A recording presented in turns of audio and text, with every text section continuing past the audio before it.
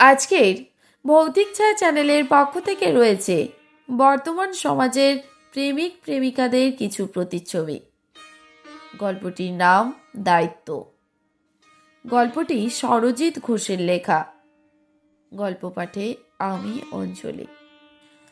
সামান্য এই কয়েকটা জিনিস যখন কিনেই দিতে পারবে না, তখন প্রেম করতে আসো কেন? প্রেম করার সময় মনে ছিল না? কথাটা কানে যেতেই থমকে গেলাম। টুকিটাকি কিছু জিনিস কেনাকাটা করার জন্যে আমি তখন মলে ঢুকতে যাচ্ছিলাম। সঙ্গে সঙ্গে আরও কয়েকটা কথা কানে এলো। তোমার চেয়ে অনেক ভালো ছেলে প্রপোজ করেছিল, যা চাইতাম হয়তো তাই পেতাম। এই রিলেশনে আসাটাই ভুল হয়েছে। কিছুটা দূরেই তাকিয়ে দেখি কথাগুলো বলছে একটি মেয়ে পাশেই দাঁড়িয়ে থাকা ছেলেটিকে। বুঝতেই পারলাম ওরা প্রেমিক প্রেমিকা। এই ঘটনাটা মলের বাইরে। প্রায় বেশিরভাগ শপিং মলগুলোর বাইরে দেখি চুড়ি, কানের দুল, গলার হার এসব বিক্রি হতে। মেয়েটির কথা শুনে ছেলেটি তখন নরম সুরে বলল, কিনে দেব না এটা তো বলিনি। এতগুলো কানের দুল আর চুড়ি নিয়ে কি করবে? এখন দুটো নাও, পরে না হয় আবার নিও। মেজাজ দেখিয়ে মেয়েটি উত্তর দিল, যদি নিতেই হয়, যেগুলো পছন্দ হয়েছে সেগুলো সবই নেব, না হলে দরকার নেই।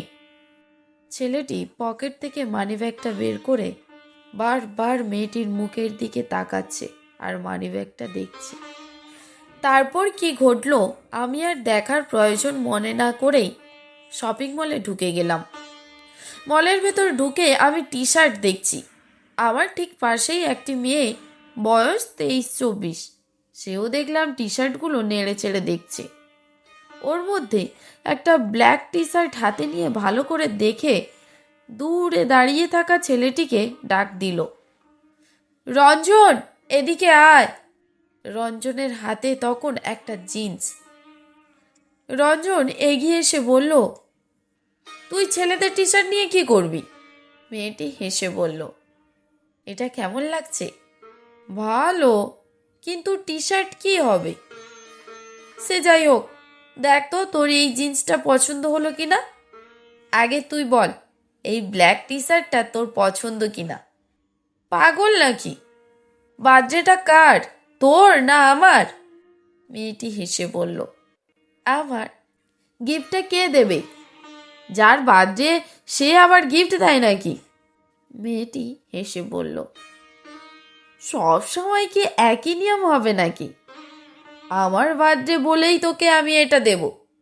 ছেলেটা জিভ ভেঙচিয়ে বলল, থাক, অনেক হয়েছে, আগে চাকরিটা পাস, তারপর দিবি। মেয়েটি রাগ দেখিয়ে বলল। এইরকম সামাজিক মজাদার গল্প পেতে ভৌতিক ছায়া চ্যানেলটিকে সাবস্ক্রাইব করে রাখুন। তারপর বাকি গল্পটুকু শুনুন। তুই চাকরি করিস বলেই দিতে পারবি, আমি করি না বলে দিতে পারবো না? ছেলেটি হেসে ফেলল, বলল, তা নয় তো কি। এই যে স্যার, আমিও টিউশন পড়াই। আপনার মতো অত টাকা আমার নেই জানি, একটা টি শার্ট দেওয়ার মতো ক্ষমতা আমার আছে। তাই আমি যেটা ঠিক করেছি সেটাই হবে। আমার জন্মদিন মানে তুই আমাকে শুধু গিফট দিবি কেন? আমিও দেব। আর তুই যদি না নিস তাহলে ওই জিন্সটাও রেখে আয়, আমি নেব না। মেয়েটির এমন কথা শুনে ছেলেটি বলল, তাহলে টি শার্টটা নিতেই হবে। বেশ, তুই যখন দিতে চাইছিস আমি নেব। এবার খুশি তো? খুশি, ছেলেটি হেসে বলল, পাগলি।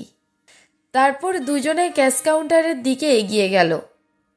ভাবছিলাম তাই, দুটো ঘটনা, একটা মলের বাইরে, একটা মলের ভেতরে। বাইরে যেটা ঘটলো তার সম্পূর্ণ বিপরীত ঘটনা এটা। আসলে মানসিকতা সবার এক নয়।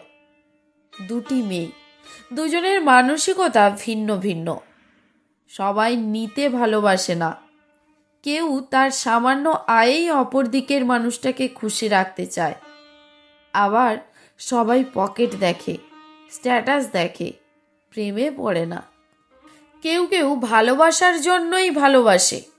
বাইরে ঘটনাটা দেখে মনটা যতটা বিরক্তিকর হয়েছিল, মলের ভিতরে এই ছেলে মেয়েটিকে দেখে মনটা আবার ভালো লাগায় ভরে গেল। মনে মনে প্রার্থনা করলাম, বেঁচে থাকুক এমন প্রেম, বেঁচে থাকুক এমন দায়িত্ববোধের ভালোবাসা। গল্পটি ভালো লাগলে একটা লাইক, কমেন্ট এবং শেয়ার করে দিন।